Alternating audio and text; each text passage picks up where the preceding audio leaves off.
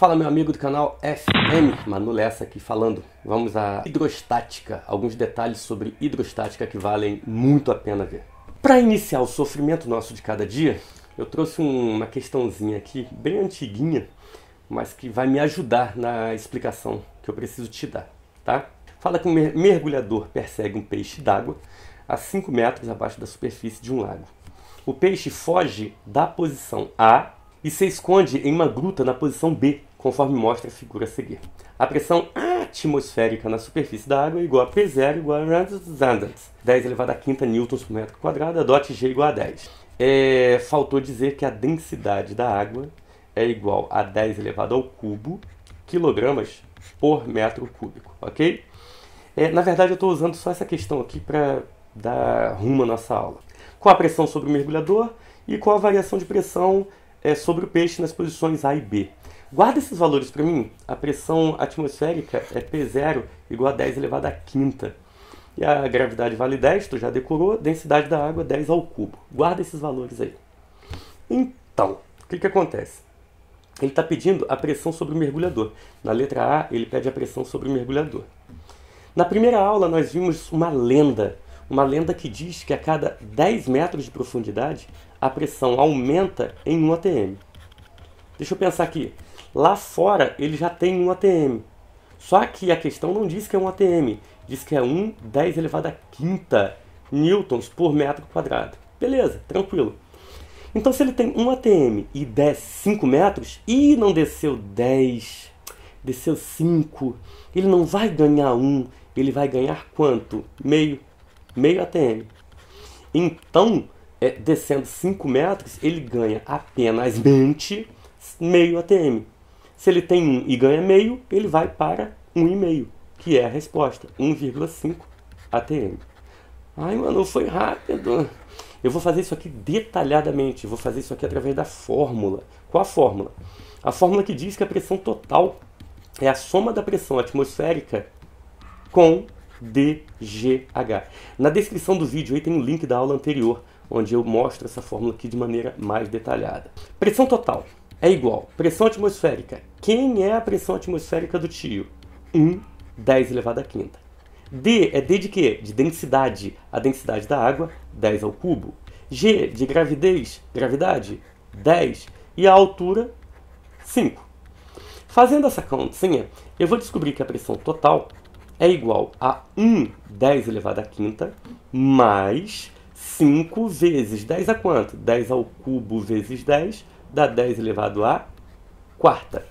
E eu não sei somar isso. Cuidado, cuidado. Não deixe o Fábio Costa saber disso, não. Isso aqui não dá para ser somado de maneira imediata. Eu vou transformar tudo para 10 à quinta. Ou seja, vou usar um the jump of the cat. Vou manter o 10 à quinta. E o the jump of the cat, o pulo do gato, é escrever como 0,5 vezes 10 elevado à quinta. Repare, eu andei com a vírgula uma casinha e acrescentei 1 ao expoente. Assim eu posso somar os números da frente e descobrir que essa pressão total é de 1,5 vezes 10 elevado à quinta newtons por metro quadrado. Ou seja, 1,5 atm, como havíamos previsto através da lenda. E isso merece um O. O foco principal dessa questão não está na letra A. O foco principal está na letra B. Que é ridícula, é horrível, ridícula, mas Olha só. Voltando à pergunta. Qual a variação de pressão sobre o peixe nas posições A e B? Qual a variação de pressão sobre o peixe nas posições A e B? Ele sai do ponto A e vai para o ponto B. Detalhe. O ponto A está à mesma profundidade do ponto B. Olha para essa fórmula. Pressão igual a dGH. A pergunta que eu te faço é a mesma água A e B? Sim. Então é a mesma densidade. É outro planeta? É outra gravidade? Não. É a mesma gravidade. A e B estão à mesma profundidade? Sim. Então as duas pressões são exatamente iguais. A pressão de A é igual à pressão de B. Ou seja, não há variação de pressão. Quando ele pergunta sobre a variação de pressão de A para B, filho, isso é zero, porque as duas pressões são exatamente iguais. Mas tio, e essa pedrinha aqui em cima? Não interessa, essa pedrinha não vai influenciar em nada. Por quê? Porque toda a água está exposta à atmosfera. Então a pressão de cima para baixo, ela é transmitida em todos os pontos do líquido. Por enquanto eu quero combinar uma coisa contigo. Se eu pegar dois pontos A e B, olha só, eu tenho um líquido. Se eu pegar dois pontos A e B a uma mesma profundidade em um mesmo líquido, significa que a pressão de um é exatamente igual à pressão do outro, correto? São pontos chamados de isóbaro, tá? Mesma pressão. Isso ajuda em quê? Falar, por exemplo, de vasos comunicantes, que são vasos que se comunicam, como esse exemplo que eu estou te falando aí, ó. Alguns tubos conectados. Se você reparar, o nível da água é o mesmo em todos os pontos. Por quê? Justamente porque todas as superfícies das águas aqui, nesses raminhos, estão submetidas à pressão atmosférica. A pressão é a mesma? É. Então o nível é o mesmo. O nível é o mesmo? É. Então a pressão é a mesma. Hã? De novo. Se eu pegar aqui um ponto A, lá do outro lado, um ponto B, lá do outro lado, poxa, estão no mesmo líquido? Sim. No mesmo nível? Sim. Então as pressões são absolutamente iguais. P de A é P de B, é P de C, é P de D. Todas as pressões são iguais. Tá, e para que eu uso isso? Para resolver questão? Que questão? Exemplo. Erge, como diz Fábio Costa. A questão diz que algumas cafeteiras industriais possuem um tubo de vidro transparente para facilitar a verificação da quantidade de café no reservatório, como mostra a figura. Observe que os pontos A e B correspondem a aberturas na máquina. A e B, aberturas na máquina. Então, os dois pontos estão submetidos, os dois ramos estão submetidos à pressão atmosférica. Admita que a área da seção reta horizontal do reservatório seja 20 vezes maior do que a do tubo de vidro.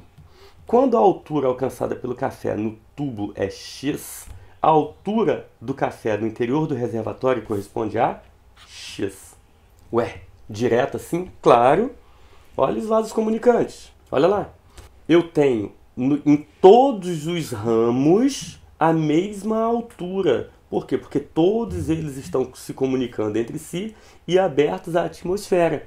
Então, nesse caso, o nível tem que ser o mesmo nos dois ramos. Essa questão é pegadinha de prova. Então, eu tenho que ter a mesma altura. Questão 3. Para se determinar a densidade absoluta de certo tipo de óleo, foi montada a experiência esquematizada.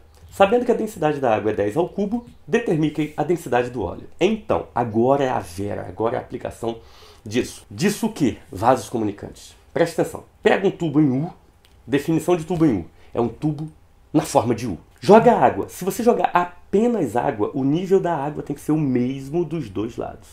Porém, do outro lado você vai jogar óleo. E o óleo é mais leve, o óleo é menos denso. Então o óleo fica por cima da água.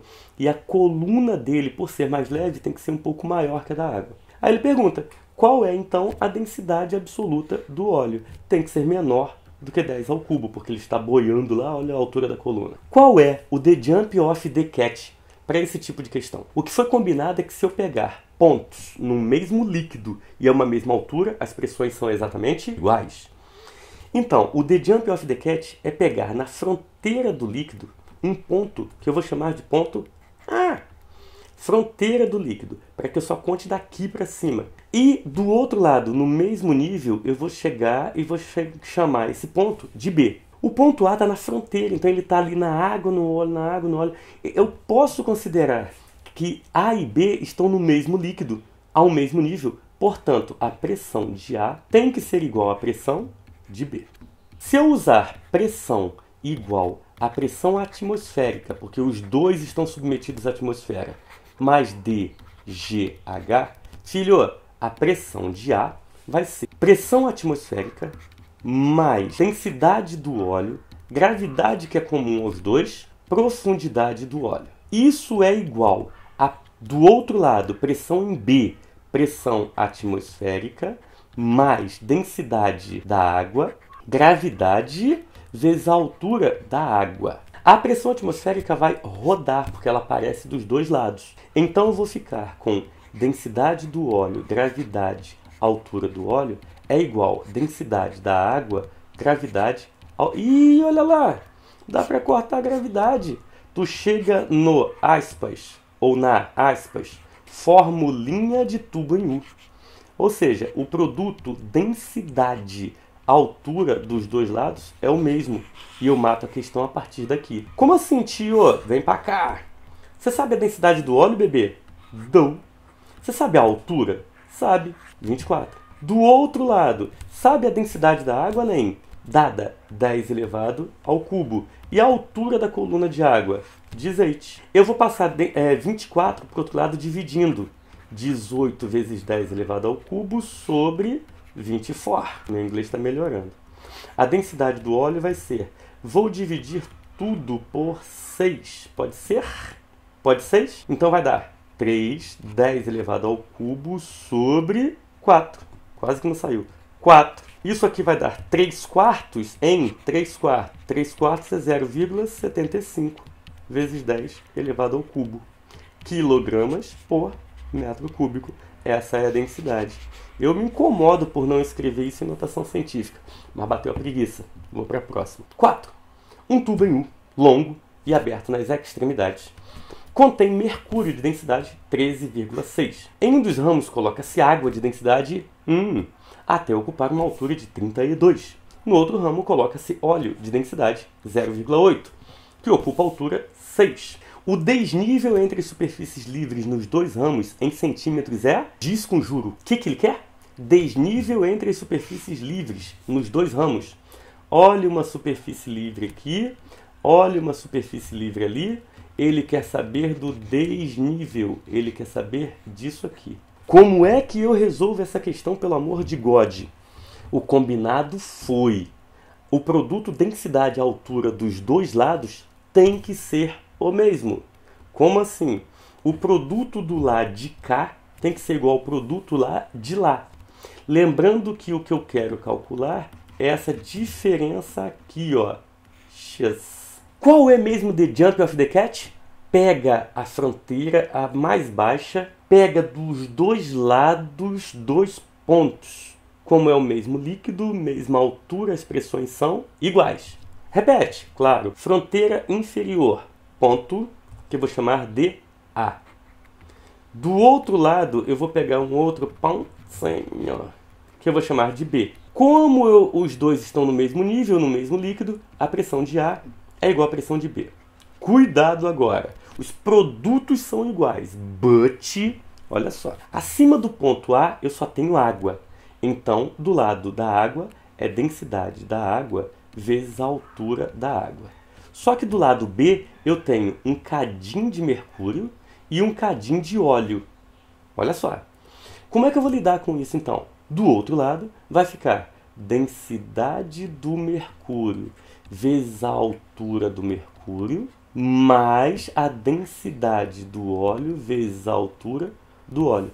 Eu não desbanco o meu macete. O produto densidade e altura de um lado é igual ao produto densidade e altura do outro lado. Só que aqui, como eu tenho mais de um líquido, eu somo os dois produtos, ok? Substitui valores. Densidade da água, 1. Altura da coluna de água, 32. Isso é igual a densidade do mercúrio, dado da questão, 13,6. Altura, não sei, vou chamar de Y. Mais densidade do óleo, 0,8, vezes a altura do óleo, 6. Joga lá. Desenrola isso aqui. 32 é igual a 13,6Y, mais 6 vezes 8, 48, 4,8. Faça a continha. Passa 4,8 para lá. 32 menos 4,8 é igual a 13,6Y. 32 menos 4,8 vai dar 27,2. Isso é igual a 13,6Y. Eu acho então o Y igual a 27,2 por 13,6. Adivinha quanto dá? Y igual a 2 centímetros. E daí, tio? E daí que ele quer saber qual é o desnível x. De um lado, aqui, eu tenho 32. E esse tamanho é igual para os dois. Como assim? 32, que é o lado esquerdo, tem que ser x mais, olha esse pedaço, 6 mais, olha esse pedaço, y. Ué, mas eu sei o valor de y, eu acabei de calcular. Então, 32 é x mais 6 mais 2. Vou fazer a continha. 32 é igual a x mais 8. Então, passa para lá. X é igual a 32 menos 8. Quanto dá 32 menos 8, bebê? Isso, 24 centímetros. E eu mato a questão. É só marcar e partir para o abraço. Qual é a resposta? Fala tu. 24, letra C. Chá? Então é isso. Até a próxima videoaula. Ficamos por aqui. Beijo do gordo. Se inscreve no canal, dá joinha e ativa o sininho para que você receba próximas notificações de aulas. Beijo do gordo. Fui!